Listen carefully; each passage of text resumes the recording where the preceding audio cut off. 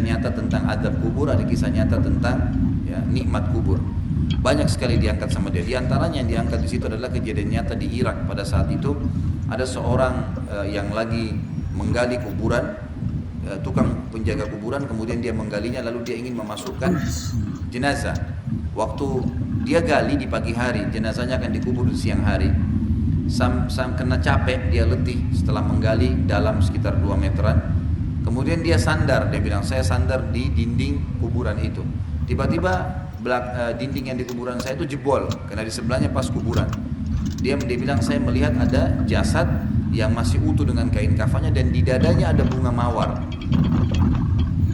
Serta jenggot si jenazah itu laki-laki itu masih tumbuh subur.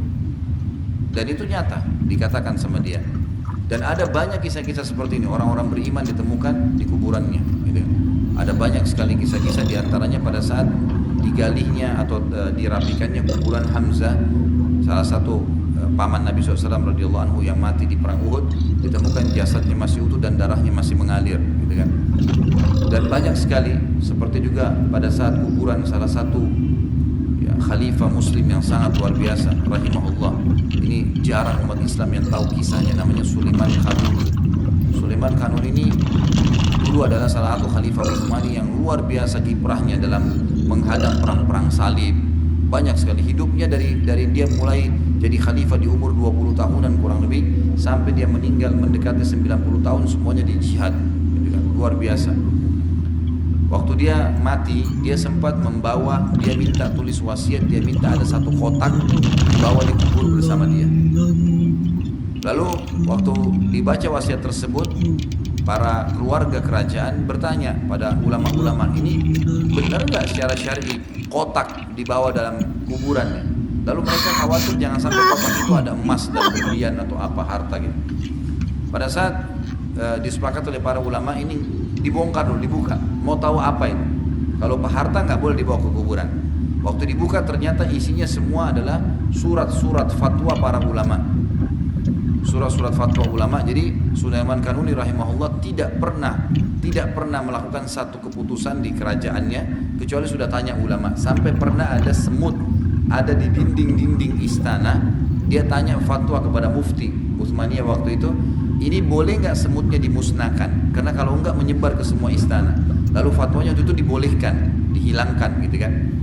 Maka waktu ditahu ternyata semut adalah fatwa, ulama-ulama pada nangis mengatakan, hai Sulaiman, sungguh kau akan selamatkan dirimu dari Allah SWT. Dia maksudnya ini semua fatwa ini akan saya sampaikan kepada Allah. Ini buktinya. Maka dikuburlah kotak itu bersama dia. Sulaiman Qanuni beberapa tahun terakhir ini ceritanya sudah ratusan tahun yang lalu nih, sudah lama dia meninggal. Beberapa tahun yang lalu di Turki lagi diperbaikin kuburan itu, ditata sedemikian rupa, dibongkar untuk dirapikan, ternyata ditemukan jasadnya masih utuh, jenggotnya masih utuh, kain kafannya masih utuh, karena dia mati syahid di kancah peperangan itu. Dan ada banyak kisah-kisah begini, banyak sekali, luar biasa. Begitu pula juga dengan orang-orang yang disiksa di kubur, terlalu banyak ceritanya, terlalu banyak cerita. Di antaranya seorang ulama tabi'in, tapi di kisah ini tidak disebutkan namanya, seingat saya. Cuma dibilang tiba-tiba dia setelah mengubur adiknya, maka dia menangis terisak-isak. Waktu dia lagi menangis terisak-isak, murid-muridnya bilang, wahai imam, wahai kiai kalau gitu, wahai imam, anda mengajarkan kepada kami hadis Nabi SAW tidak boleh niyaha itu teriak-teriak, nangis. Kalau orang mati nggak boleh, dilarang dalam Islam, karena itu bisa menyiksa si mayit, gitu kan? Sebagaimana sabda Nabi SAW, tangisan yang terisak-isak atau memukul-mukul diri, ya, menyesal, berdoa-doa hal yang buruk karena keluarganya meninggal, itu adalah perbuatan jahiliyah, gitu kan? Perbuatan jahil tidak boleh. Tapi orang ini mengatakan, hai murid-muridku, saya nangis ini tidak bisa kontrol, bukan karena saya mau melanggar sunnah Nabi, tapi ada kejadian besar yang terjadi. Murid-muridnya bilang, kejadian apa? Dia buka telapak tangannya ternyata ada luka bakar. Kemarin waktu subuh diajar pengajian tidak apa-apa. Ini waktu sudah dikubur adiknya habis duha, ditemukan telapak tangannya kena luka bakar. Jadi seperti orang pegang besi yang terbakar gitu. Maka murid-muridnya bilang, ada apa dengan tangan anda? Dia bilang, tadi waktu kalian sudah mengantar adik saya ke kuburan, saya pun tadi ada yang kalian baru aja pisah mereka nih ceritanya dari kuburan tadi. Waktu kalian semua sudah bubar, saya tinggal sendirian.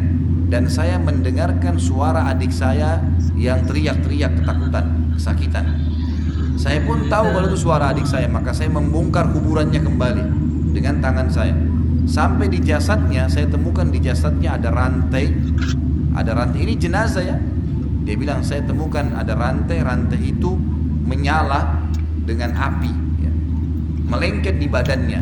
Dan saya berusaha mau melepaskan dari jasadnya, maka tangan saya pun kena luka bakar. Maka baru saya sadar kalau itu adalah azab kubur, dan ditutuplah. Ternyata adiknya ini orang yang malas sholat.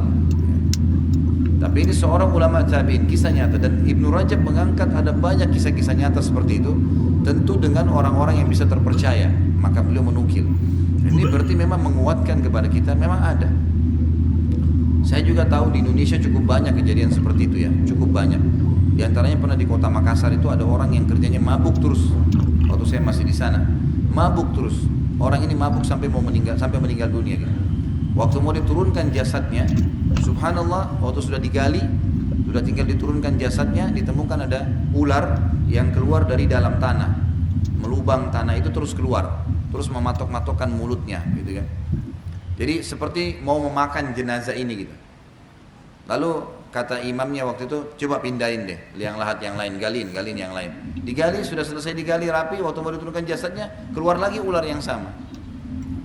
Dari bawah tanah sama, bongkar tanah keluar lagi. Sampai 3 kali. Akhirnya disepakati kalau ini mungkin memang Allah sudah siapin buat dia. Waktu diturunkan jenazahnya, gitu kan, orang-orang yang turunkan tidak diganggu sama ular ini. Ular ini matanya cuma tertuju ke jenazah tadi. Begitu diturunkan, sudah ditutup, mereka keluar, mereka memberikan kesaksian, mengatakan bahwasanya ya, kami mendengarkan suara seperti tulang yang sedang dimakan. Mendengar, itu kisah nyata dan ada banyak kisah-kisah seperti ini, banyak. Ini bukan sebuah rekayasa, bukan menakut-nakutnya, tapi memang fakta begitu, fakta. Ya, itu memang fakta lapangannya dan ini lebih menguatkan lagi dalil yang sudah kita sebutkan. Ayat Al-Quran sudah cukup dan sunnah Nabi SAW sudah cukup buat kita orang beriman. Tapi fakta lapangan menguatkan kejadian-kejadian seperti tadi. Makanya Nabi SAW selalu meminta agar dijauhkan dari siksa kubur ini karena memang berbahaya sekali. Dia akan datang bagi semua orang yang tidak sempat taubat kepada Allah Azza wa Jalla.